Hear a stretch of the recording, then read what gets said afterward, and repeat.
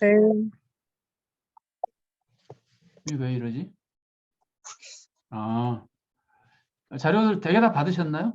예. 네, 그럼 자료를 받으신 것으로 알고, 또 자료 없으셔도 그냥 듣기만 해도 됩니다만은 네. 진행하도록 하겠습니다. 지금 시간이 교회 행정이라는 거잖아요.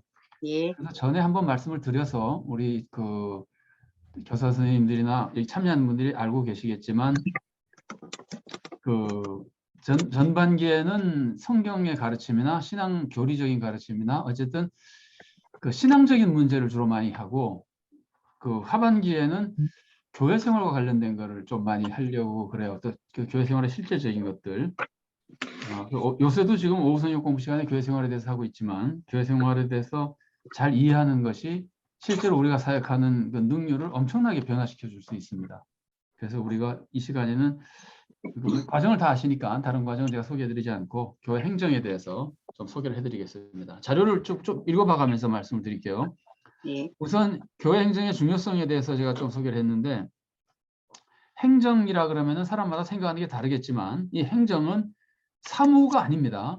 그냥 사무 보는 것을 행정이라고 그러지 않고 일이 되게 만드는 모든 과정을 행정이라고 부릅니다. 우리가 부를 때. 그래서 사무라고 생각하면은 교회 행정을 누가 해야 될까요? 간사님이 하면 되겠죠, 그죠? 사무는 간사님이 하시면 됩니다. 그런데 제가 말씀드린 대로 교회 일이 다 진행되도록 여기 기록된 대로 기획하고 실천하고 감독하고 점검하고 될 수 있도록 다 만들어가는 것은, 이거는 간사님이 하기가 어려운 일이고 담임 목사가 해야 되는 일입니다. 교회 전반적으로 적인 것을 이끌어야 되기 때문에 담임 목사라 그럴 수도 있고, 조직적인 표현으로 하자면 당회장이라고 표현할 수 있습니다. 그래서 행정이라고 하는 것은 비교를 하자면은요, 교회 사역에 있어서 크게 세 가지를 많이 얘기를 하거든요. 이제 교역자들에 대해서, 목회자들이 해야 될 중요한 일을 얘기할 때 말씀 사역, 그 다음에 목양 사역, 그 다음에 행정 사역, 이렇게 구별하거든요. 목양은 아픈 분들 찾아가서 위로해주고 신방하고 격려하고 뭐 이런 것들, 기도하고 이런 것들이 목양에 가깝다. 목양이라면은 어쨌든 환자들을 직접적으로, 미안합니다, 성도님들을 돌보는 거라면은, 말씀은 성경 공부나 설교나 가르치는 것인데 행정은 그게 아니죠, 그죠? 목양도 아니고 설교도 아니잖아요.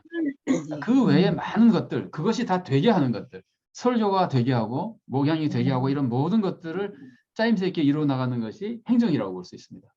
그래서 달리 말하면은 행정이 잘 안 되면은 설교도 잘 안 된다고 볼 수 있어요. 행정이 안 되면 왜 설교가 잘 안 될까요? 실감이 나세요? 행정이 잘 안 되면 설교도 안 된다. 말이 되세요? 네. 자, 생각해 보세요. 설교자를 배정을 하는데 그 다른 업무가 막 몰려 있는 사람에게 그 주간에 설교를 맡기고, 지금 다른 업무가 별로 없는 사람에게 예를 들면 그 주간에 설교를 비우면은 설교가 짜임새 있게 되기가 어렵잖아요. 일이 많은 사람이 굉장히 지친 상태에서 하게 되거나 너무 시간이 없어서 준비를 충분히 못 하게 되거나 이럴 수 있잖아요. 그다음에 설교를 막 몰아가지고 한다거나 배분을 좀 잘못한다거나 이러면은, 그다음에 이제 우리는 예를 들면 작년만 생각하지만 여기 지금 교회 학교잖아요. 그럼 교회 학교 부서마다 있는데 거기다가 설교 배치나 이런 것들을 잘못하면은 그건 행정이거든요. 설교 배치를 하는 거는. 그걸 잘못하면은 설교자가 설교를 마음껏 하지 못하게 되는 거예요. 뭐랄까, 제대로 사역하기가 어려워지는 거예요. 모양도 마찬가지입니다. 신방 계획 같은 거를 잘못 세우면은 당장 급한 사람이 신방을 받지 못하고 별로 그렇지 않은 사람에게 신방이 돌아갈 수도 있게 되는 거예요. 그러니까 이런 것들을 짜임새 있게 이루어 나가는 게 행정이기 때문에 행정이 많은 행사의 효율을 좌우한다고 볼 수 있습니다. 자, 제가 여기다 표 적어 놓은 게 있는데 이거는 교사 선생님들에 해당되는 건 아니고요. 이제 목회자들이 행정 업무가 얼마큼 중요한가를 알려주는 말인데, 교회에서 하는 말 중에 하나입니다. 작은 글자 제가 읽어드릴게요. 설교 못해도 3년 가지만 행정 못하면 1년도 못 간다. 이거 제가 다른 말씀 집회 갔을 때 소개를 해드렸을 거예요. 기억나시는 분 있을 겁니다. 그 어떤 분이 교회 부임해가지고 설교는 좀 잘 못해도 사람들이 당장 상처를 많이 받지 않는데 행정을 잘못하면 굉장히 심각한 상처를 받습니다. 왜냐하면 자기 이름이 빠져버린다든지 자기 순서가 돼도 안 시킨다든지 막 이러면은 사람이 굉장히 무시당하는 기분이 들거든요. 그러면은 오히려 더 크게 상처를 받는 거예요. 그래서 목회자도 어려움을 겪고 성도님들도 어려움을 겪습니다. 성도님들이 설교를 잘못해서 교회를 떠나는 것이 아니라 행정을 잘못해서 교회를 떠나는 경우가 굉장히 많습니다. 상처를 받아가지고 사람 무시한다 뭐 이래가지고 어쨌든 그만큼 행정이 이제 중요하다는 것이고 그 아래 2번 소개해드리겠습니다. 행정은 교회 전체 업무의 효과를 결정하는 것이다. 이건 지금 개괄적인 거예요. 교회학교 이전에 교회 전체에 대한 거예요. 그래서 설교나 목양이나 사업이나 행사는 모든 것들을 가장 효과적으로 할 수 있게 만드는 것이 행정이 다 결정하는 거예요. 우리가 이번에 홈커밍 데이 행사를 했고 오늘 평가를 했지만 제가 그런 말씀을 나중에 좀 드렸는데 홈커밍 데이 행사의 성격을 충분히 잘 여기에 맞춰가지고 준비를 하지 못해서 처음에 계획할 때는 우리가 홈커밍 데이 행사를 코로나로 못 나온 사람들을 돕는 것을 시작으로 했었거든요. 근데 막상 이름을 홈커밍 데이 하다 보니까 코로나로 못 나온 사람뿐만이 아니라 오랫동안 떠난 사람들도 막 했잖아요. 그러다 보니까 원래 생각하지 못했던 방향으로 이게 가고 좀 커졌어요. 그래서 만일에 제가 행정을 잘했다면은 처음부터 홈커밍 데이 행사를 그렇게 계획을 세워서 쭉 해나갔어야 되는데 그렇게 못했던 것이 좀 아쉬움으로 남아 있어요. 그런 것들이 행정이 잘못돼서 아니면은 팀별 이렇게 사역 같은 것들도 행정이 잘 안 되면은 효율이 많이 떨어집니다. 그래서 이제 아래다 제가 예를 들어놨는데 설교 순서나 기도 순서나 구역 보고서, 사업 계획, 조직 이런 모든 것들이 행정이고 이것을 잘 해야지만 잘 될 수 있습니다. 여기 이제 재직교회 참석하신 분도 계시지만 지난번 재직교회에서 구역 조직에 대한 말씀을 집사님 한 분이 말씀해 주셨거든요. 근데 그런 것들이 행정이 잘 못돼서 구역 조직이 잘 안 되는 거예요.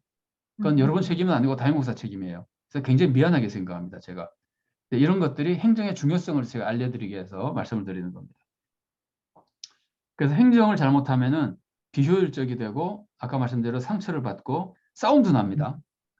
싸움 같은 것들이 행정 같은 데서 더 많이 납니다.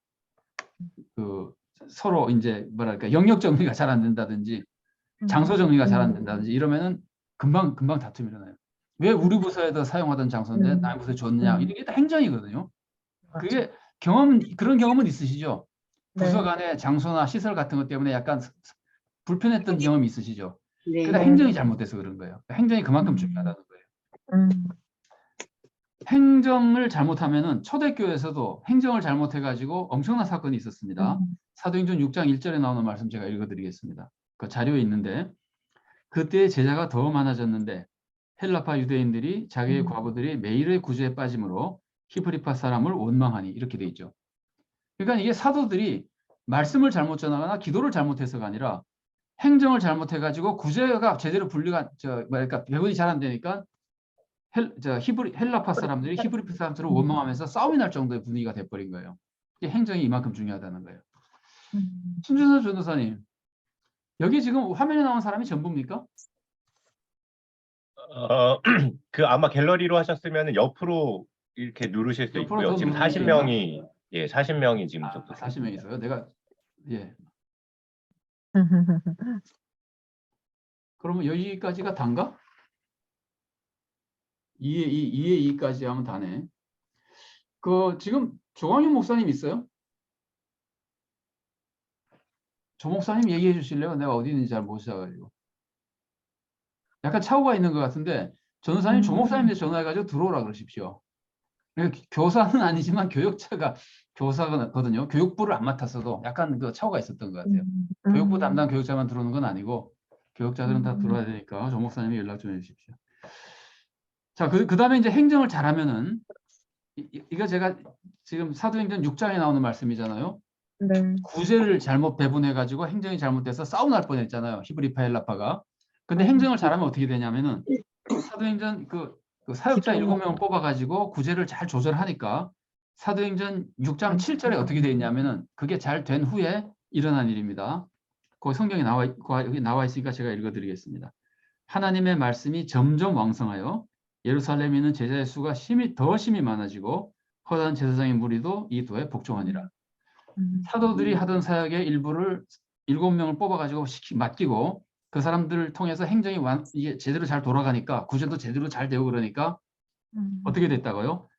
말씀이 왕성해졌습니다. 사실 그럴 수밖에 없죠. 이 사도들이 이제는 말씀에 집중하잖아요. 행정을 잘 분리해가지고 그러니까 말씀이 왕성해지고 교회는 엄청 부흥하고 심지어 선교가 어느 만큼 됐냐면은 제사장까지도 막 와서 믿게 되는 역사가 일어나잖아요. 이게 행정을 잘해서 일어난 사건입니다. 그러니까 행정이 그만큼 중요합니다. 그걸 제가 중요성을 자꾸 강조하고 있는 겁니다. 자, 로마서 12장 3절 말씀이 거기 나와 있는데 제가 읽어드리겠습니다. 내게 주신 은혜로 말미암아 너희 각 사람에게 말하노니 마땅히 생각할 그 이상의 생각을 품지 말고 오직 하나님께서 각 사람에게 나누어 주신 믿음의 분량대로 지혜롭게 생각하라. 이게 지금 로마서를 보면은 로마서에서는 12장부터 실천에 관한 교훈을 주거든요. 근데 12장의 실천에 관한 교훈의 첫 번째 말씀이 포괄적인 말씀이에요. 12장 1절, 2절. 기억나세요? 하나님의 선하시고 온전하시고 거룩하신 뜻을 찾으라 그러기도 하고 너희 몸을 거룩한 산 제물로 드리라 이런 말씀도 나오잖아요. 이게 포괄적인 1, 2절이고 3절부터 교회 생활에 대한 교훈이 첫 번째 구체적인 교훈이 나오는데 그게 첫 번째 내용이 뭐냐면은 월권하지 말고 자기 분량에 맞춰서 일을 하는 거예요. 그러니까 이거는 모든 일을 하는 데 있어서 자기 분량에 잘 맞추라고 하는 행정적인 조정이에요. 그러니까 지도자가 이런 걸 행정적으로 잘 조정하고 각자도 교회 사역을 할 때 그런 면을 잘 조절해야지 은혜로운 교회가 될 수 있다는 뜻입니다. 그만큼 행정이 중요하다는 겁니다. 그래서 이제 5번입니다. 덧붙여서 교회 전반적으로 행정이 중요하면 교회 학교도 행정이 중요하겠죠. 그죠? 교회 학교도 행정이 중요합니다. 교회 학교도 행정을 잘해야 선생님들이 행복하고 학생들도 행복하고 모두가 행복해집니다. 그래서 우리는 분만 공부 잘하고 교역자는 설교 잘하고 하는 것이 말할 수 중요하지만 절대로 그것만으로 안 됩니다. 반드시 행정을 잘해야 학생들이 행복한 교회 학교가 될 수 있습니다. 그런데 이제 그러면 제가 행정이 무지하게 중요하다고 소개를 해야 되는데 행정이 그렇게 중요하다 하더라도 한계가 있습니다. 행정 만능은 아닙니다. 뭐든지 마찬가지지만 행정도 만능은 아닙니다. 자, 읽어드리겠습니다. 1번, 반괄호 1번. 행정은 사실 외형적인 거잖아요. 뭐 이렇게 배분하고 이런 다 외형적인 거잖아요. 그러니까 행정은 본래적으로 외형이 중요한 것이 아니라 본심이 중요한 거거든요. 그래서 행정은 이렇게 이해하는 게 좋을 것 같아요. 공정한 마음, 우리가 교회를 섬기는 공정한 마음, 좀 좋게 말하면은 모든 사람을 다 공정하게 사랑하는 마음, 그 마음이 외형적으로 나타나는 게 행정입니다. 그런 마음만 가지고 일을 잘 처리를 못하면 사고가 나는데 그런 마음을 가지고 일을 처리할 때 외형적으로 나타나는 게 행정입니다. 그래서 만일에 거꾸로 마음은 전혀 없이 외형만 행정적으로 이루게 되면은 그거는 일만 되는 것이지 모양은 안 돼요. 교회다운 모습이 되지 않아요. 그래서 우리가 본심이 없이 그러니까 사랑 때문에 공정한 마음이 생기는 거거든요.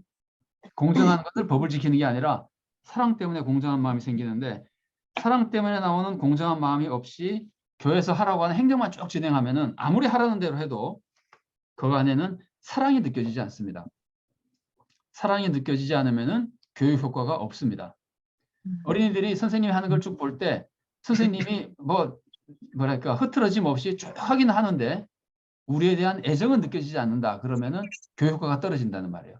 그래서 행정이 절대 만능이 아닙니다. 행정은 본래적인 것을 돕는 겁니다. 본래적인 것은 항상 우리의 신앙과 마음입니다. 그래서 예를 들면은 교회 새 가족이 오거나 아니면 가정에서도 새 가족이 왔을 때 며느리가 들어오고 사유가 들어오고 이럴 때 다른 원래 사람들이랑 뭐 며느리나 뭐 자기 딸이나 다 똑같이 대한다 하더라도 똑같이 대하는 건 행정이에요. 가정에서. 그럼 싸움은 안 납니다. 싸움은 안 나지만 따뜻한 사랑의 마음이 없으면은 가정다움은 없어지는 거예요. 그러니까 가족으로서의 그 감동은 없는 거예요. 싸움만 안 나는 것이지. 그러니까 행정은 어떻게 보면은 그 최소한의 것이라고 볼 수 있어요. 싸움이 나지 않게 하고 더 잘 되도록 돕는 것이라고 볼 수 있어요. 그러니까 행정은 만능은 아니고 도움을 주는 것이다. 그래서 실제로 힘을 주는 거는 행정 처리가 아니라 행정은 힘을 빼지 않게 해주는 것이고 힘을 주는 거는 행정이라기보다 감정적인 것들입니다. 그러니까 행정은 인간의 몸으로 따지면은 골격 같은 거예요. 뼈대 같은 거예요. 그 뼈가 없으면 큰일 나죠. 그런데 거기에 그 힘이 생기고 막 이러는 거는 근육 같은 역할을 하는 거는 오히려 감정적인 겁니다. 교회 다니고 싶은 마음이 생기고 함께 일하고 싶은 마음이 생기게 만드는 거는 행정이 아니라 좀 감정적인 것. 그러니까 따뜻한 사랑의 마음 이런 것이라고 볼 수 있습니다. 근데 이제 행정이 중요한 거는 행정이 잘못되면 그냥 깨져버리기 때문에 중요하다. 이제 그렇게 이해하시면 좀 도움이 될 것 같아요. 그래서 행정은 어떻게 보면은 행정을 잘하는 것은 기본입니다. 기본. 여러분 이렇게 생각하잖아요. 신앙생활을 성경을 아는 것은 기본이죠. 그죠? 교사도 성경 아는 것이 기본이죠. 그죠? 근데 막상 교사로서 가르치기 시작하면은 그 성경 아는 것 못지않게 행정을 제대로 하는 것이 기본입니다. 행정을 잘못하는 순간부터 학생들이 상처를 받기 시작합니다. 그리고 행정을 잘해야 이제 함께 협력할 수 있고 부서가 발전할 수 있습니다. 뭐 부서만 발전하겠어요? 부서끼리도 행정 조정이 잘 돼야 부서끼리 화목하고 교회가 전체적으로 잘 될 수 있게 됩니다. 자, 행정의 중요성에 대해서 그 정도로 하고요. 행정의 원리에 대해서 소개를 해드리면은 행정의 원리는 이제 이 두 번째 페이지인데요. 그 뭐랄까 외형적으로는 이걸 좀 제가 계속해서 구별해서 소개를 해드리고 있는 중인데 외형적인 것과 본심에 대해서 소개를 해드리고 있는데 외형적으로는 법을 지켜야 돼요. 행정을 잘 하려면 법을 지켜야 되고 질서를 지켜야 되고 절차를 지켜야 돼요. 우리가 절차 얘기를 참 많이 하는데 절차를 꼭 지켜야 됩니다. 그러니까 이거는 기본입니다. 기본. 그런데 이제 거꾸로 말하면은 절차를 잘 지킨다고 해서 힘이 나고 좋은 데가 되는 건 아니에요. 절차를 잘 지키면은 나빠지지는 않지만 좋아지는 건 아니에요. 그래서 아까 말씀드린 그대로입니다. 뼈대. 그러니까 법과 질서를 잘 지키는 것은 아주 기본이고 뼈대가 있는 교회학교가 되지만 실제로 교회학교가 좋은 교회학교가 되려면은 거기에 뭐 근육도 있고 피도 흐르고 막 그래야 되는 것처럼 그 안에 사랑의 본심이 있어야 돼요. 사랑의 마음, 지혜의 마음. 그래서 법 지키는 거는 기본이고 제가 그런 말씀 소개해 드리잖아요. 법을 지키면 사회가 뭐라 그럴까 좀 질서는 지킬 수 있죠. 그죠? 네. 그런데 법만 가지고 사회를 이루어 가면은 그 사회는 따뜻한 사회는 안 되잖아요. 장막해. 법이 없는 것까지 사람들이 해야지 따뜻한 사회가 되잖아요. 그런 것처럼 질서를 지키는 것, 법을 지키고 질서를 지키는 것은 행정에 있어서도 기본이고 진짜 유익을 주는 행정이 되려면은 이제 마음이 중요한 겁니다. 왜 그렇게 하느냐 하는 마음. 그래서 제가 두 번째 그렇게 썼는데 행정의 원리는 법을 지키는 게 아니라 사랑의 마음입니다.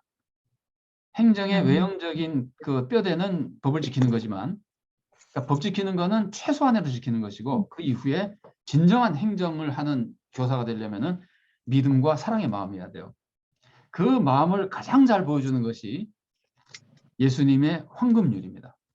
도대체 행정은 왜 하느냐 하면은 아까 제가 말씀드린 대로 그 행정은 잘 되도록 도와주기 위해서 하는 것인데 그 잘 되도록 돕는 마음이 그 사람이 잘 되도록 돕는 거잖아요. 자, 황금률을 읽어드리겠습니다. 그러므로 무엇이든지 남에게 대접을 받고자 하는 대로 너희도 남을 대접하라. 이것이 율법이요 선지자니라. 이 황금률이죠. 그러면 내가 대접을 받은 다음에 하는 겁니까? 내가 먼저 대접을 해주는 겁니까? 먼저 대접을 해주는 거죠. 이게 행정의 원리 마음입니다. 그런데 이거는 내 생각대로 하는 겁니까? 상대방 생각대로 하는 겁니까? 상대방. 좀 이상합니까? 여기 성경은 이렇게 되어 있잖아요. 내가 대접을 받고자 하는 대로 너희도 남을 대접하라. 그러니까 내가 대접받고 싶은 것을 그 사람에게 대접해 주는 거예요? 아니면 그 사람이 대접받고 싶어 하는 것을 대접해 주는 거예요? 받고 싶어 하는 거지. 그 사람이 받고 싶어 하는 거 해주는 거죠. 표현은 이렇게 했지만 그 사람이 받고 싶어 하는 거니까 내 입장이 아니라 그 사람 입장이에요. 상대방 입장. 내가 먼저 해줄 뿐만이 아니라 그 사람 입장에서. 그래서 3번 보면은 상대방의 입장을 이해해야 된다 그러죠. 이게 사랑의 마음이거든요. 도대체 그 사람이 무엇이 필요한가를 생각하는 겁니다. 그걸 조금 확대하면은 그 사람이라 그러면 개인이잖아요. 자, 아동부라 그럽시다. 아동부에서 내가 교사로서 아동부를 위한 행정을 잘하려면 어떤 마인드가 있어야 되냐면은 항상 내가 먼저 해야 된다는 마인드가 첫 번째로 있어야 되고 그 다음에는 내가 하고 싶은 것을 하는 것이 아니라 저분이 받고 싶은 걸 해줘야 된다는 마인드가 있어야 되는 것이고 그 마음으로 상대방 다른 교사에게 그렇게 먼저 해줍니다. 교사가 아니라 어린이들에게도 그렇게 해줍니다. 그 다음에 네 번째가 뭐냐면은 아동부 전체가 원하는 게 뭐냐를 해주는 거예요.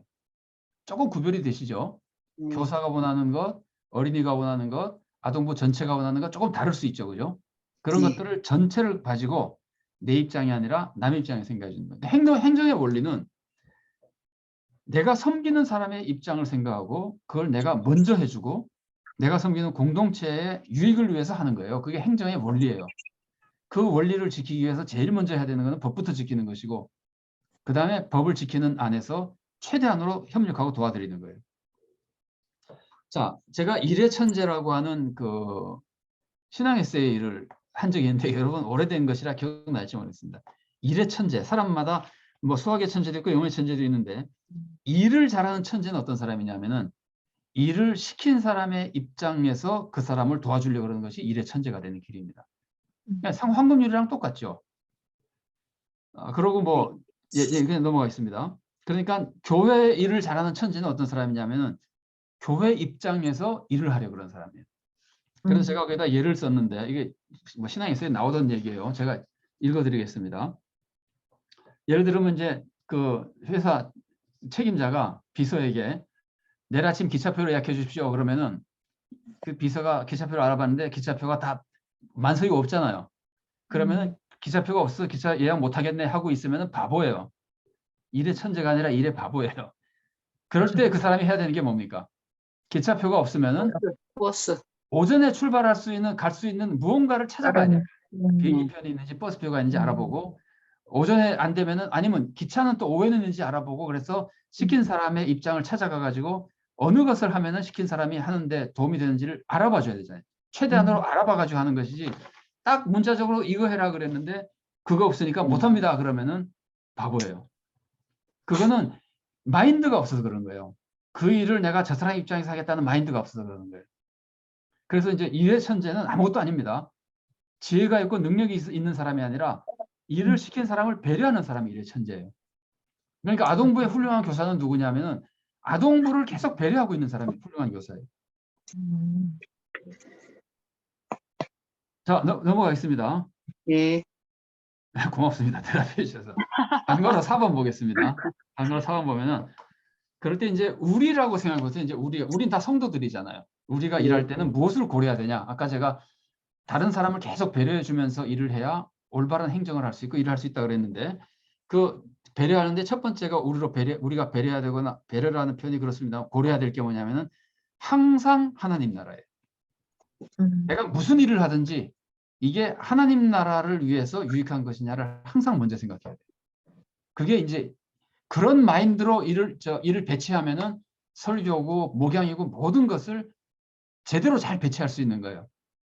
물론 뭐 우리가 모르는 게 많으니까 제대로 못하는 것도 있겠지만 적어도 가장 제대로 되는 모습을 갖춰갈 수 있는 거예요. 하나님 나라를 제일 먼저 생각하고 그 다음에 뭘 해야 되죠?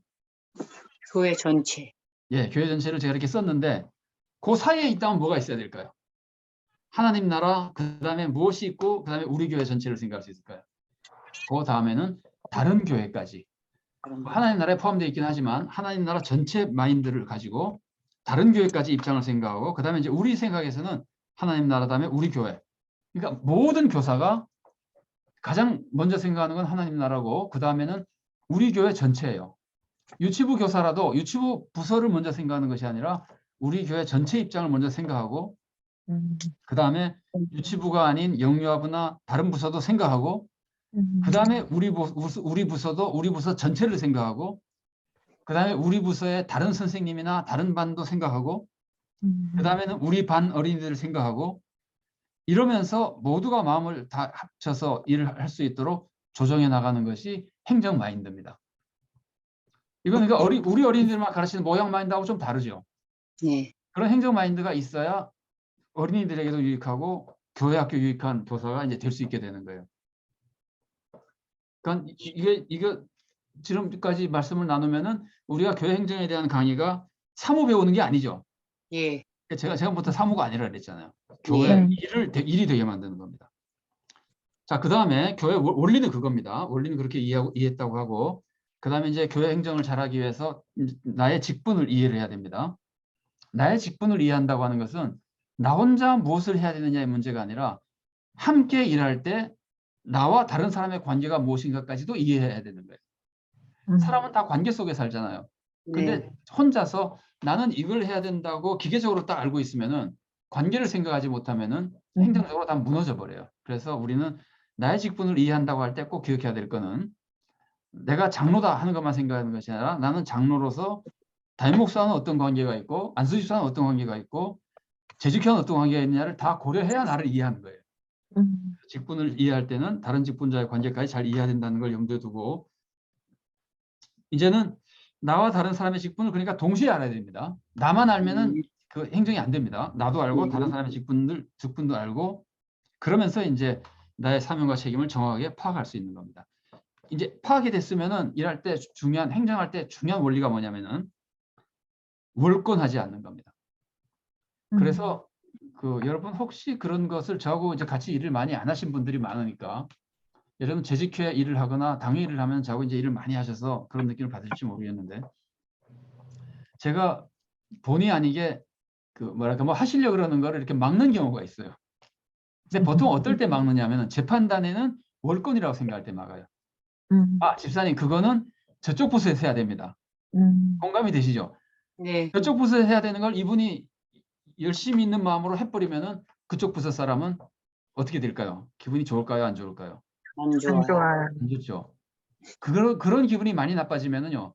이 교회는 나를 필요로 하지 않는가 보다 하는 생각을 하게 돼요. 그러면은 이제 심하면은 교회를 떠나야 말아야 되나 이런 고민까지 하게 됩니다. 행정이 그만큼 영향을 많이 미쳐요. 그래서 첫 번째로 행정의 구체적인 것 중에 아까 제가 로마서 12장 3절도 그렇다 그랬는데 월권을 내 직분 다른 사람의 직분을 잘 이해하면서 월권을 피해야 돼요. 내가 다른 반의 어린이들을 잘 돌봐야 되는데도 혹시 이거는 그 선생님이 꼭 해야 되는 일인데 내가 하는 것이 아닌지도 생각할 수 있어야 돼요. 그게 목양을 넘어서는 행정을 이해하는 마인드예요. 그래서 그렇습니다. 돕는다고 돕는 것이 아닙니다. 네. 나는 돕는다고 도왔는데 상대방이 기분 나빠하는 경우 있죠. 그런 경험 네. 있으십니까? 이거 내가 할 건데 왜 그러냐? 뭐 애들도 그러잖아요. 애들도 부모님이 맞아. 도와주면 확 애들이 화내는 경우 있잖아요. 그러니까 뭐 어른들은 더하죠. 그래서 네. 월권적인 간섭은 돕는 게 아닙니다. 자, 그래서 제가 뭡니까? 갈라디아에서 나온 성경을 적어놨는데 읽어드리겠습니다. 갈라디아서 6장 2절부터 5절인데 2절 읽어드리겠습니다. 이거 정말 바울이 성령님의 감동이니까 그러겠지만 잘 가르쳐주고 있어요. 보세요. 너희가 짐을 서로 지라. 그래야 그리스도의 법을 성취하라. 남을 도우라는 거죠. 네. 남을 돕는 마음을 가져야 됩니다. 이게 첫 번째 마인드입니다. 그 다음에 만일 누가 아무것도 되지 못하고 된 줄로 생각하면 스스로 속입니다. 이건 자기 입장을 알으라는 거죠. 네. 내가 지금 직분을 받고 있는데 내 입장은 어떤 것인가. 자기 자신을 이해하라는 겁니다. 남을 도와야 되지만 내 입장을 알고 도와야 된다는 겁니다. 그러면서 4번입니다. 4절입니다. 각각 자기의 일을 살피라.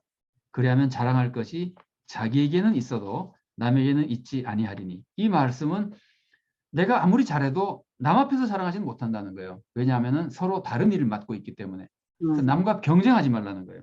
첫 번째는 남을 도우라 그러고 두 번째는 자기 입장을 잘 이해하고 월권하지 말라 그러고 세 번째는 4절에서는 자기를 스스로 잘 살펴서 절대 남과 비교하거나 경쟁하지 말고 교만하지 말고 이기려 그러지 말고 그리고 자랑할 것이 있으면 자기에게는 있다 그러잖아요. 이 자기에게 자랑한다고 하는 거는 교만한 자랑이 아니라 기쁨이에요. 기쁨.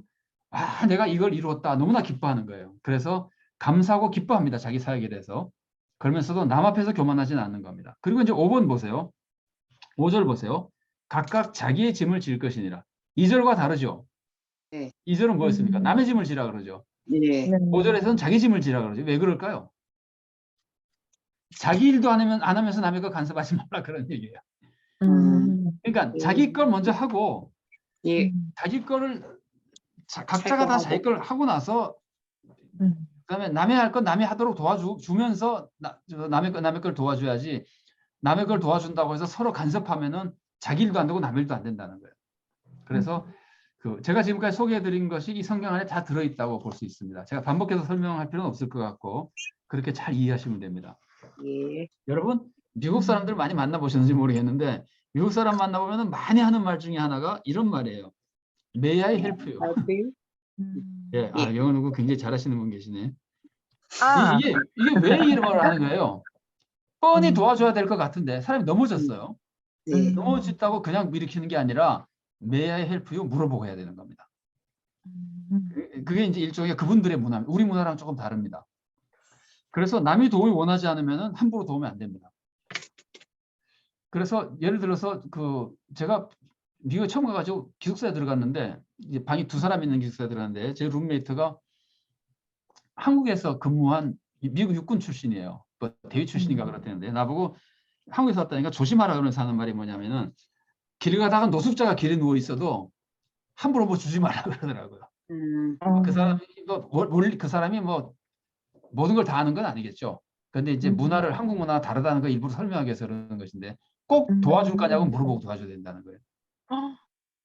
그러니까 그만큼 우리가 일을 할 때 남을 도와주는 마음을 가지고 있어도 우선 내 일 거는 내일은 내가 하고 그 사람의 일은 그 사람이 하게 도와주고 그 사람이 원하는 것이 무엇인지를 잘 알고 전체 내용을 파악하고 그러면서 이제 돕기도 하고 협력도 해야 된다는 겁니다.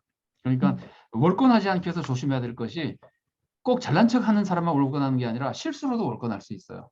이런 거 마인드를 쭉 가지고 있는 것이 굉장히 중요한 것이고 그 다음에 제가 굉장히 자주 말씀드리는 건데 제가 언제 이 말씀을 드리니까 누가 저보고 뭐라 그러더라고요. 2번 읽어드리겠습니다. 결정권자와 시행권자를 알아야 된다 그러니까 나보고 그렇게 말하면 사람들 못 알아듣는다 그러더라고요. 자, 솔직히 얘기해 보세요. 알아듣는 거예요? 못 알아듣는 거예요? 결정권자와 시행권자를 구별해야 된다. 여러분 이 말 알아듣습니까? 못 알아듣습니까? 알아듣습니다. 알아들으시죠? 알아듣습니다. 알아듣습니다. 여 성도님 다 알아들을 것 같은데 왜 그분은 저보고 못 알아들을 거라고 염려하는지 모르겠어요. 자, 결정권자와 시행권자 알아야 된다면 결정권은 그 일을 하도록 결정하는 거죠. 결정이 되고 나면 일을 하는 사람이 있잖아요. 예. 예를 들어서 어디에 신방을 갈 것인가 말 것인가는 담임목사가 결정하죠. 그죠? 네. 그러면 그 결정된 대로 신방을 가는 것은 신방대원이 가는 거잖아요. 네. 그런데 신방대원이 거의 신방 가려고 그러니까 뭐 교통도 안 좋고 그래서 안 가야 되겠다고 다른 데 신방 가면은 됩니까? 아니요. 안 되죠. 됩니다. 그다음에 자기가 가려고 그랬더니 그 사람이 뭐 내가 알기로는 지금 신방받을 형편이 아니다. 그러면 안 가면 됩니까? 결정은 꼭 결정권자한테 물어보고 해야 돼요. 예. 결정한 사람이 결정권자이기 때문에 그 시행하는 사람들은 꼭 결정권자한테 물어보고 해야 돼요. 근데 결정권자는 시행권자를 존중해 줘야 돼요. 신방을 가라 그랬으면은 신방대원이 신방을 갈 때는 너무 잔소리를 많이 하면 안 돼요. 그래서 잘못하면 월권이 돼요. 그분이 지혜롭게 잘 신방하도록 다만 뭐 중요한 내용은 알려줘야 되겠죠, 그죠? 그 사람 형편이 어떤지도 알려줄 수도 있고 어쨌든 그렇습니다. 예를 들었는데 제가 양거로 1번 읽어드리겠습니다. 그러니까 결정권자가 누구냐를 알아야 되는데 결정권자는요 교회에서도 그렇고 민주주의 사회에서도 그렇고 결정권자는 대체로 2가지예요. 그 전체 회가 결정권자거나 그 부분을 맡은 담당자가 결정권자예요. 그래서 당회의 결정권자는 누굽니까? 당회장. 아닙니다. 당회 결정권은 당회입니다. 당회입니까? 당회 결정권자는 당회예요. 예. 내가 당회장이잖아요. 그럼 당회장이 당회하고 나서 결정했어요. 예. 결정한 거 당회장이 바꾸면 안 돼요. 맞죠? 그죠? 아. 그거는 맞죠? 바꾸고 싶으면 당회 다시 열어야 돼요. 김지영 지사님 맞죠? 예. 당회장이 혼자 마음대로 결정하면 당회가 안 해요. 예. 당회는 당에서 결정합니다. 제주회도 마찬가지예요. 예. 그런데 재직회에서 결정한 거를 부서장이 마음대로 바꾸면 안 돼요. 재직회에서 결정한 거는 바꿔야 될 일이 생기면 재직회 다시 말해야 돼요. 네, 알겠습니다. 그러니까 이제 뭐 아니요 모르다는 뜻이 아니고 미안합니다. 제가 그런 뜻을 말씀드린 거 아닌데. 자치기관도 마찬가지입니다. 여전도의 결정권은 누가 가지고 있어요? 여전도. 회가 가지고 있습니다. 그런데 이제 여전도회가 항상 모일 수 없으니까 많이 위임해졌어요. 요거는 임원에서 결정해서 해라. 그러면 그때부터는 임원에서 그걸 결정하면 돼요. 요거는 회장이 해라. 그러면 회장이 그 다음에 결정하면 돼요. 꼭 위임받아서 하는 겁니다. 대통령도 국민으로부터 네가 위임받았다는 것만 할 수 있어요. 뽑히고 나서 대통령에 주어진 것만 하잖아요. 그런 것처럼 결정권자, 시행권자를 잘 알아야 되는데 이제 결정권자는 기본적으로 회거나 아니면 담당자다. 그래서 바꾸는 거는 꼭 결정권자가 바꾸도록 해야 된다. 이제 시급한 것도 있죠. 뭐 사람이 죽어가고 그러면 언제 물어봅니까? 시급한 건 먼저 해도 나중에라도 꼭 사후 보고를 해야 돼요. 그래서 추인을 받거나 그래야 돼요. 이게 이제 행정입니다. 추인을 받고 허락받고 이러는 것이 다 행정 과정입니다. 그것만 잘 받으면은 싸움이 거의 안 생겨요. 근데 그거를 안 하고 나면은 마음에 탁 묻혀 있다가 다음에 또 그러면은 전에도 그러더니 하면서 싸운다고요. 그래서 꼭 요거를 우리가 모를 수도 있지만 아는 대로 최선을 다하고 또 서로 모르는 건 또 알려주고 이러면서 리마인드 시켜주고 해야 됩니다. 예. 이제 교회학교를 보면은 교회학교도 교회학교의 거는요. 사실은 교사회가 결정하는 것보다 당회가 더 많이 결정해요. 교회학교 중요한 건 당회가 결정하는 거예요. 네. 심지어 교회학교 강단에 설교자 세우는 것도 당회가 결정해야 되는데 보통은 당회가 그걸 담임 목사에게 위임합니다. 교회학교 교장이기 때문에. 예. 그러면 꼭 담임 목사인데 말하고 설교자를 바꿔야 돼요. 뭐 교회학교 우리 부서에 오늘은 누가 설교하고 내일은 누가 설교하고 이렇게 하면 안 되고 당회장의 허락을 받아야 돼요. 예. 그래서 이제 방법을 허락받을 수도 있죠. 우리는 한 달에 한 번 정도 이렇게 하려고 합니다. 그러면 얘기를 쭉 듣고 그럼 그렇게 하십시오라는 허락을 받고 해야 돼요. 그러니까 교회 학교 예를 들어서 이제 아동부다 아니 예를 들어 청소년부다 그러면 청소년부 모든 일을 청소년부 교사회가 결정권 가지고 있는 게 아닙니다. 교회 학교는 전부 당회 지도를 받는 겁니다. 그래서 중요한 결정은 당회에서 해주고 당회 허락을 받아야 됩니다. 이게 이제 결정권자 시행권자의 차이예요. 교회 학교 예산은 전부 재직해서 결정되는 거죠. 예. 그러니까 그거랑 마찬가지예요. 예산을 재직해서 허락하는 것, 결정하는 것처럼 결정해서 위임하면은 그때부터는 교회 학교에서 결정해 가지고 예산을 쓰면 됩니다. 자, 이제 교회 학교 같은 경우는 이제 우리 다 교사들이니까 지금 교회 학교를 위한 거니까 그 중에 많은 부분을 교육위원회가 당회로부터 위임받아서 하고 교육위원회도 사실은 안이 있으면은 당회 허락을 보통 받습니다. 그래서 이런 것들이 별로 어려운 일도 아니에요. 요새는 뭐 통신이 워낙 발달해 가지고 수시로 얘기해 가지고 이게 소통이거든요. 교회 학교에서는 교육위원회 얘기하고 교육위원회에서는 의논해보고 좋으면은 당회 얘기하고. 그럼 옛날에는 뭐 네 주에 한 달에 한 번씩 하니까 굉장히 어려운데 지금은 카톡 같은 거로도 연락해가지고 빨리빨리 정리할 수 있고 그러니까 할 얘기를 계속하고 답변을 듣고 이렇게 나가는 것이 소통입니다. 그러면은 교회 학교의 어려움이 상당히 줄어들 수 있고 일을 훨씬 더 능률적으로 할 수 있습니다. 자, 시행권자는 결정된 것을 시행하는 사람입니다. 그래서 시행권은 시행권자에게 있습니다. 예를 들어서 당회에서 결정했습니다. 그러면 당회에서 재정에 대한 걸 결정하고 결정이라기보다 안을 만들어서 재직회 부의하고 재직해서 결정하면 그러면은 그 다음부터 재정 지출권은 재정부장이 가지고 있는 겁니다. 재정부장이 결정된 걸 뭐랄까 돈을 인출하는데 당회 허락 안 받습니다. 이미 다 받아놓은 겁니다. 재정부에서 하고 모든 부서는 재정부장의 허락을 받고 지출하는 겁니다. 그래서 결정된 걸 재정부장이 지출하는 것은 당회장이 못 말립니다. 뭐 시급한 문제가 있는 것이 아닌 한 당회장이 그거를 반대하지 못하고 그냥 결정된 대로 진행하도록 해야 됩니다. 그 다음에 거 제가 읽어드리겠습니다. 당회에서 교회 정책을 결정하고 재직회는 재정 사용에 대한 결의권을 가지고 있어요. 요거는 그 교회학교 선생님 중에서 재직이 아닌 분들은 잘 생각 안 하시고 계시거나 중요하지 않게 생각할지 몰라도 이게 교회 기본 흐름입니다. 정책은 당에서 하고 그 다음에 정책에 따라서 재정 사용하는 것은 재직회에서 결정합니다. 그래서 당회와 재직회가 서로 두 번 거쳐서 결정하기 때문에 협력도 되고 견제도 되는 거예요. 우리나라 삼권 분립이랑 약간 그런 의미에서 비슷하고 볼 수 있어요. 자, 그 다음에 이제 교회학교를 보면은 교회학교 주제나 방법 이런 것들에 대한 결정권은 교육 전도사님이 가지고 있는데 그거는 시행할 때 교육 전도사님이 가지고 있긴 해도 그 허락은 꼭 담임 목사의 지도하에 하게 돼 있어요.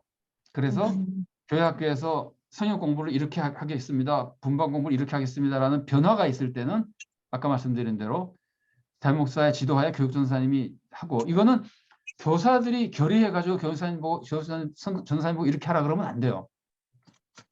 이거는 이런 거랑 비슷해요. 여러분 생각해보세요. 당회에서 결의해가지고 담임 목사 보고 담임 목사님 설교는 이렇게 하십시오라 그러면 되겠습니까?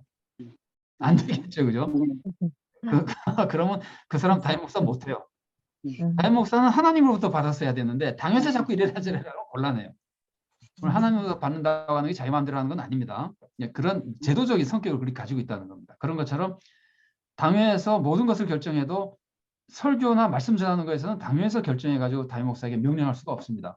그래서 교회학교에서도 교사가 교육 전도사님이 딱 오면은 이 교육 전도사님 마음에 들든 안 들든 교사들이 와 우리 이전에는 이렇게 하는데 교육 전도사님 이상하다 그래 문제가 생겨서 뭐랄까 마음에 안 든다 하더라도 교사에서 이래라 저래라 하면 안 돼요. 이게 해결할 문제가 필요하면은 만일에 교육자하고 교사들하고 이게 소통이 잘 안 되는 문제가 생기면은 그때는 교육위원장님이나 목사님하고 의논을 해야 돼요. 교육부 담당 목사님하고 의논하거나 교육위원장이랑 의논하거나 그럼 물론 담임목사는 나중에 다 개입하게 되죠. 이제 그런 식으로 풀어나가야 돼요. 그러니까 교육전도사는 교육전도사대로 그 사람이 어떤 결정권과 어떤 시행권을 가지고 있는지를 교사들이 인정해 줘야 되고 교육전도사는 스스로 그걸 알고 있어야 돼요. 제가 어느 학교, 어느 교회 교육전도사님 얘기를 들어보니까요. 교사하는 사람이 하자는 대로 해요. 당신 그런 그럼 교육자가 아니라 그랬어요. 그 사람이 하자는 대로 하는 게 아니라 그 사람이 건의했는 게 내가 맞으면은 해도 괜찮지만 설교나 이런 거를 전부 그 사람이 하자는 대로 하면 그거는 교육자가 아니에요. 그러니까 교사도 그렇게 하면은 교육자를 무시하는 거가 되는 거예요. 교육자는 교육자고 교사는 교사고 이런 것들이 서로 구별이 돼야 행정이 유지가 되는 거예요. 이 정상적으로 진행될 수 있고. 그래서 이제 이거를 교사 선생님들이 잘 이해해야 됩니다. 오늘 우리가 이걸 다 일일이 파악하기는 좀 어렵다 하더라도 기본적인 건 꼭 알고 있어야 됩니다. 그래서 이제 아까 말씀드린 원칙, 하나님 나라, 우리 교회, 교회학교, 우리 부서, 우리 반 이런 순서로 쭉 봐가면서 생각하고 그러면 이거는 지금 누가 결정하는 것인가? 당회가 결정하는 것인가? 우리 교육부에서 결정하는 것인가? 우리 교회 학교에서 결정하는 것인가? 얘기를 하고 선생님 한 분 한 분이 잘 모르니까 이거를 도와주는 분이 교역자와 부장이에요. 근데 이제 부장님은 사실은 아래 좀 나오겠지만 부장님은 아래 나오니까 그때 가서 합시다. 어쨌든 그분들이 교사들을 잘 도와줘야지 교사들은 재직회나 이런 거 안 하시는 젊은 교사들이 많으시기 때문에 잘 모를 수도 있어요. 뜻은 좋은데 본의 아니게 이제 상처를 일으킬 수가 있어요. 그러니까 꼭 옆에서 함께 행정적인 걸 도와줘야 되고 교사 선생님들은 행정적인 걸 돕는 거를 엉뚱한 짓 한다고 생각하면 안 돼요. 교사가 성경만 잘 가르치면 되지 왜 이런 걸 자꾸 간섭하느냐고 생각하면 안 돼요. 처음에 말씀드린 대로 그것이 잘 돼야만 교육이 잘 되기 때문에 그래요. 넘어갑니다. 교회 학교 사역을 잘 그다음에 이제 교회 규정을 잘 지켜야 된다고 얘기를 했는데 이제 그런 마인드를 가지고 이거 제가 너무 많이 넘어가네요. 반거로 3번입니다. 시야의 문제, 얼마나 넓게 보느냐가 아까 말씀드린 대로 하나님 나라부터 시작해서 보는 거니까 그렇게만 넘어가겠습니다. 반거로 4번입니다. 그 다음에 이제 교회 규정을 잘 지켜야 되는데 교회 모든 규정은 성경에 맞아야 되니까 성경이 기본이고 그 다음에 중요한 것이 총회 법을 알아야 돼요. 그래서 우리가 이번에도 총회법 강의가 따로 있잖아요. 네. 교회법에 대한 강의가 따로 있잖아요. 굉장히 중요하기 때문에 하는 겁니다. 실제로 교사를 하려면은 신약 성경을 아는 것 못지않게 총회법을 알아야 됩니다. 총회법이 신약 성경보다 중요해서 그런 게 아니라 실제로 사역하는 데는 많은 영향을 미치기 때문에 그런 겁니다. 그 다음에 회의법도 알아야 됩니다. 회의할 때 회의법을 잘 지키지 못하면은 계속 회의할 때마다 상처가 생기고 회의하는 게 싫어지고 그래요. 제가 지난번에 설교 중에 그런 말씀 드린 적이 있는데 목사님들은 당회하고 재직회 빼놓고 다른 다 좋아한다 그랬다는데 이게 회의법을 몰라가지고 회의가 안 되니까 그러는 거예요. 회의법대로만 회의해도 회의가 그렇게 괴롭지 않아요. 그래서 이제 회의법도 잘 배우십시오. 총회법과 회의법은 우리 교회는 마침 이런 거를 굉장히 잘 강의해 주실 수 있는 장로님이 계셔서 아주 감사한 일입니다. 그 다음에 이제 사랑을 마음에 품고 있는데 사랑을 마음에 품고 하지만 왜 사랑이란 말을 여기다 집어넣냐면은 사랑이 법을 넘어서야 될 때가 있기 때문에 그래요. 근데 이거 오해하시면 안 됩니다. 사랑이 좀처럼 법을 넘어서지 않습니다. 법이 다 사랑을 정신으로 만들었기 때문에 그렇습니다. 법은 다 지키되 특별한 경우에는 사랑의 마음으로 잘 이제 조절할 수 있는 경우가 필요하다. 그래서 법을 어길 만한 일이 생기면은 꼭 책임자하고 의논하는 것이 좋아요. 자기 혼자 이거는 뭐 이런 거 어기고 하는 게 더 유익할 것이라고 함부로 생각하지 말고. 자, 넘어가겠습니다. 교회 사회 이해에 대한 건 그냥 넘어가고 잘 아실 것으로 생각하고 교회 학교에 대한 이해를 조금 말씀드리겠습니다. 시간이 지금 별로 많지 않은데. 자, 우리 교회는 교학교 구조가 교육 1부, 2부, 3부로 돼 있죠. 네. 교육 1부는 청소년부까지고 교육 2부는 청년부고 교육 3부는 장년부입니다. 자, 그래서 우리 교회 교사 사역은 1부에 집중돼 있어요. 교육 2부에는 교사가 없다시피 해요. 뭐 부장님이 교사이긴 하지만 교사 역할을 거의 안 하고 교사가 없이 교육자가 거의 다 하고 그 다음에 그 자체 내 소그룹으로 하죠. 셀 모임 같이 해서 자체에서 하게 돼 있고 교육 1부에 집중돼 있습니다. 그래서 이제 교육자라 그러면은 교육전도사나 전도사나 목사 이 사람들이 다 교역자인데 이게 교회 형편에 따라서 임명하는 겁니다. 교육전도사가 부서를 맡는 경우도 있고 목사가 부서를 맡는 경우도 있고 교육목사가 부서를 맡는 교회마다 다 다릅니다. 이거는 뭐 특정하게 정해진 건 없고 다만 교역자로서는 이분들이 다 같은 직분입니다. 그래서 오늘도 오후 저녁 공부에 그 얘기를 많이 말씀을 드렸는데 설교자로서는 같은 직분자인데 교회 행정 조직으로서는 다른 직분자예요. 부목사님하고 교육전도사님하고 다른 직분자예요. 이런 것들을 우리가 좀 구별할 필요가 있어요.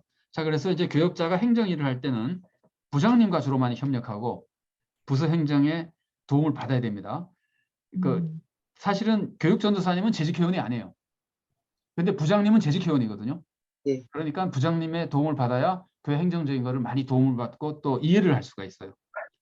그래서 거기 썼는데 교회 재직교회 관련 행정 책임은 부장님이 주로 한다고 생각하면 돼요. 교육전도사님이 재직회 뭐 재정부장 찾아가고 무슨 관리반 찾아가고 이런 것보다 그거는 부장님이 해주셔야 돼요. 부장님이 재정부장도 찾아가고 관리부장 찾아가고 이렇게 합니다.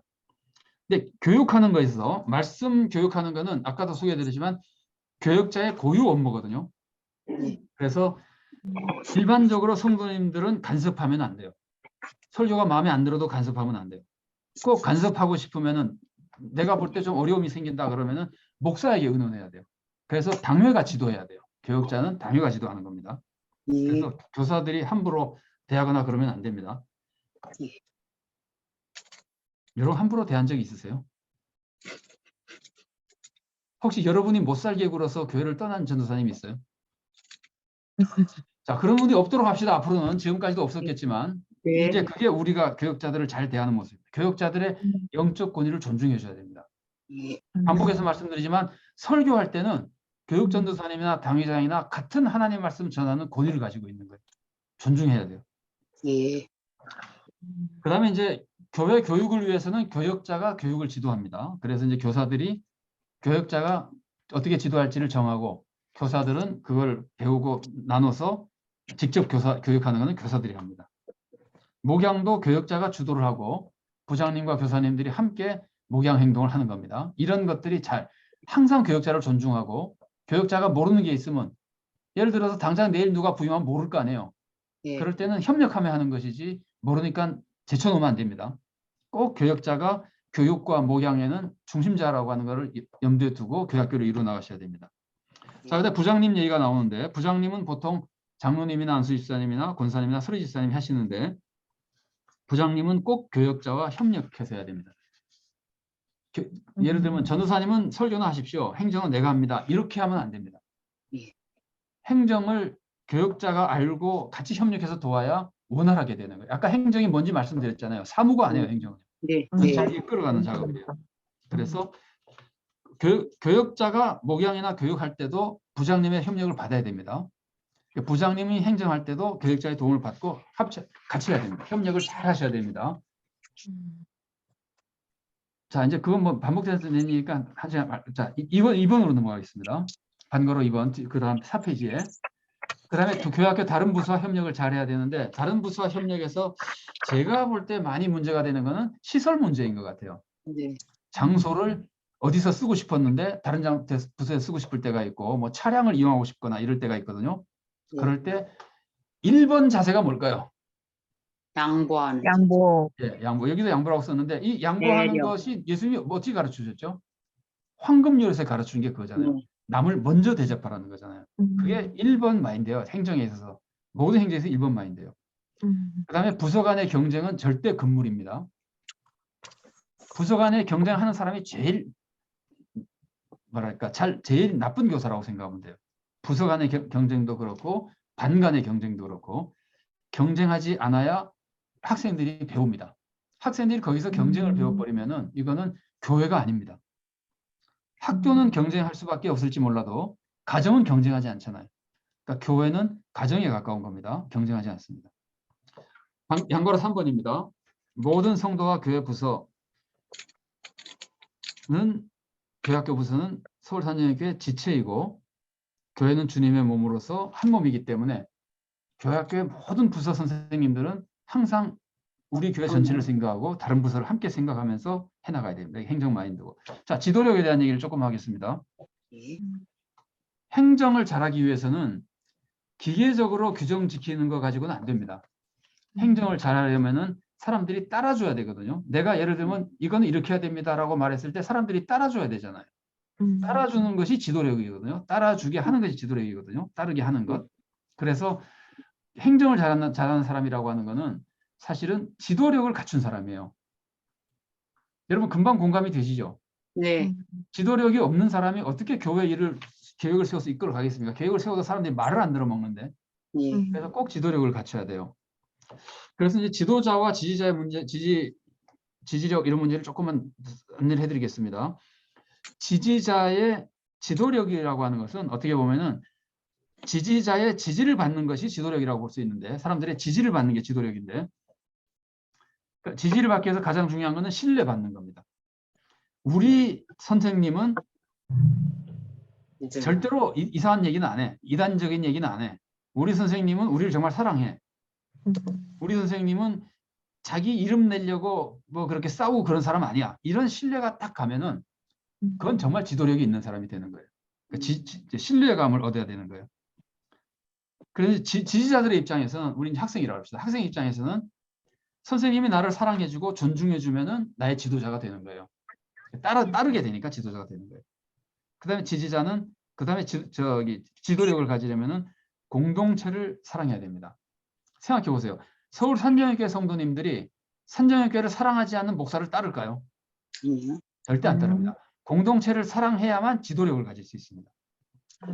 그다음에 이제 그 공정이라고 하는 것인데 공정하지 않으면 신뢰를 잃게 되죠. 네. 그러면은 사람들이 따르지 않습니다. 제가 좀 웃기는 얘기를 해볼게요. 네. 내가 만일 어떤 학생에게 편애를 막 해주면은 그 학생만 막 사랑하고 다른 사람들 막 무시하고 그러면은 그 사람이 나를 훌륭한 지도자로 생각할까요? 훌륭한 지도자가 아니라고 생각할까요? 아니라고 아니라고 생각해요. 생각해요. 아니라고 생각하죠. 그 사람이 예를 들면 선생님이 나만 막 사랑해도 다른 사람은 별로 사랑하지 않고 나만 막 사랑하면은 내가 좋아하는 게 아니고요. 결국은 나도 선생님을 선생님으로 인정하지 않게 돼요. 그만큼 공정이 중요한 거예요. 선생님이 나에게 막 야단치고 그래도 모든 사람에게 다 공정하게 하면 오히려 지도력이 생기는 거예요. 공정이 굉장히 중요합니다. 자, 그다음에 이제 그 지도력을 가지려면 실력이 있어야 됩니다. 이거는 우리가 너무나 잘 아는 얘기지만 교사가 성경 몰라가지고 자꾸 딴 얘기하고 그러면은 신뢰를 못 받고 지도력을 잃게 됩니다. 꼭 그래서 교사는 성경 실력이 있어야 되고 사회적. 사회적인 실력도 있어야 되지만 그거는 우리가 거기까지 여기서 얘기하면 될 것 같고 이제 네. 교회 성경. 더 중요한 직분자들은 이제 그런 얘기를 우리가 할 수 있죠. 네. 정직해야 되는 거. 거짓말하면은 신뢰를 잃습니다. 신뢰를 잃어버리면은 거의 모든 지도가 불가능해집니다. 그래서 이제 꼭 정직해야 되고 사욕이 없어야 됩니다. 사욕을 가지면은 사람들이 따르지 않습니다. 네. 선생님이 자기 욕심을 부린다고 생각하면 그때부터는 따르지 않습니다. 그래서 사욕이 없는 사람을 따르는. 여러분 우리가 성도의 입장에서 목사님이 자꾸 자기 이권 챙기려고 그러면 따르고 싶어집니까? 아니요. 네, 그런 분이 없어야 되겠지만 그런 분이 생기면 못 따르는 거예요. 어린이들이 우리만큼 잘 이해한다고 생각하면 돼요. 어린이들 절대로 무시하지 마세요. 모르는 것 같아도 우리보다 더 민감하게 아는 것들도 많아요. 그러니까 꼭 이런 것들을 잘 지켜서 지도를 갖춰야 되고 그 다음에 또 하나는 지지력이 있어야 됩니다. 그러니까 교사는 내가 사람들을 잘 지지를 받는 지도력만 있으면 될 것 같지만 아닙니다. 교사가 교육전도사나 부장이나 당회나 재직회를 지지하는 능력이 없으면 좋은 교사가 될 수가 없어요. 내가 남을 또 지지해 줄 수 있어야 돼요. 그래서 이제 거꾸로 교육전도사는 담임 목사가 교육전도사를 지지해 줘야 되고 그 다음에 또 교육전도사는 교육전도사로 담임 목사를 지지해 줘야 되고 하여튼 서로 지지해 줘야 서로 간의 지도력이 커집니다. 그래서 그 지지력은 제가 말을 잘못 썼나 봐요. 지지력은 지도력 못지않게 중요합니다. 우리는 보통 리더십 그러는데 제가 언젠가 그런 말씀 드렸었죠. 팔로워십도 굉장히 중요하다고. 지지력이 있어야만 그 공동체가 지도력이 있는 공동체가 돼요. 내가 아무리 지도력이 있어도 여러분 그런 경험 하셨을 거예요. 어디서는 지도를 잘하던 사람이 어디 가서는 맥을 못 쓰는 경우가 있어요. 이러면 목사님들은 그런 경우 굉장히 많아요. 한 교회에서 굉장히 목회 잘하시던 분이 다른 교회 가서 전혀 목회가 안 되는 분들이 있어요. 그거는 목사님의 문제가 아니라 성도들의 지지력의 문제라고 볼 수 있어요. 그러니까 우리가 지지력을 가지는 게 굉장히 중요합니다. 아브라함 이삭 얘기를 우리가 지난번에도 했었지만은 이삭이 아브라함을 믿고 따르고 지지해 준 거는 대단한 모습이에요. 네. 그래서 두 사람이 다 훌륭한 사람이 되는 거예요. 마치겠습니다. 예. 첫 번째로 행정은 못해도 되는 게 아닙니다. 네. 그래서 이런 말하는 사람이 있는데 이런 사람은 크게 회개해야 됩니다. 목사님 중에 그런 사람 많아요. 나는 말씀은 잘 준비해서 전할 수 있는데 행정은 잘 못합니다. 이해해 주십시오. 이해 못합니다. 그거 예. 하면 안 돼요. 행정력이 네. 없다는 소리 하지 말고 행정력을 배워야 돼요. 해야죠. 행정을 배워야 돼요. 그러니까 행정은 절대로 못해도 되는 것이 아니에요. 교회를 해치는 일이에요. 할 수 있는 대로 열심히 배워야 됩니다. 행정의 원리는 근본적으로 황금률에 있다고 하는 것. 거기서 행정 잘하는 사람이 나타난다고 하는 거고요. 나의 직분과 다른 사람의 직분을 잘 이해하고 관계도 이해하고 올권을 피해야 되고 결정권, 시행권을 잘 구별해서 이해하고 질서를 지켜야 되고 교회 학교 자체의 구조를 이해하고 우리 스스로가 지도력을 갖추고 다른 사람을 또 지지해주고 항상 하나님 나라로부터 시작해서 큰 거를 늘 먼저 염두에 둬가면서 생각할 수 있으면은 우리가 행정에 있어서 교회를 잘 섬길 수 있는 행정적으로 훌륭한 교사가 되고 교육에 있어서도 좋은 열매를 풍성히 맺게 될 겁니다. 네, 시간이 약간 지났는데 우리 지령답 같은 못할 것 같고 잠깐 기도하고 첫 번째 강좌 마치겠습니다. 예. 사랑의 하나님 감사합니다. 주님을 사랑하며 교회를 사랑하며 어린 영혼을 사랑하여 교사의 직분을 맡은 귀한 주님의 사랑하는 종들 하나님 아버지 교사 학교 대학을 통해서 우리가 좀 더 좋은 교사가 되게 훈련받고 있사오니 비록 부족한 인간의 말을 통해 전달된다 하더라도 성령님이 감동시키셔서 좋은 교사로 성장하도록 도와주시고 특별히 이 시간에 배운 것처럼 행정의 중요성을 우리가 잘 알고 진정으로 주님의 말씀에 따라 사랑과 믿음으로 행정을 잘 감당함으로써 훌륭한 시야를 가지고 정말 훌륭한 지도력을 갖추며 성실하게 잘 감당함으로써 우리 모든 교육이 더 큰 열매, 더 귀한 열매를 맺는 복된 사역이 되고 교회학교가 될 수 있도록 우리 모두에게 은혜 내려 주시옵소서. 감사드리며 예수님 이름으로 기도드리옵나이다. 아멘. 아멘. 예, 수고하셨습니다.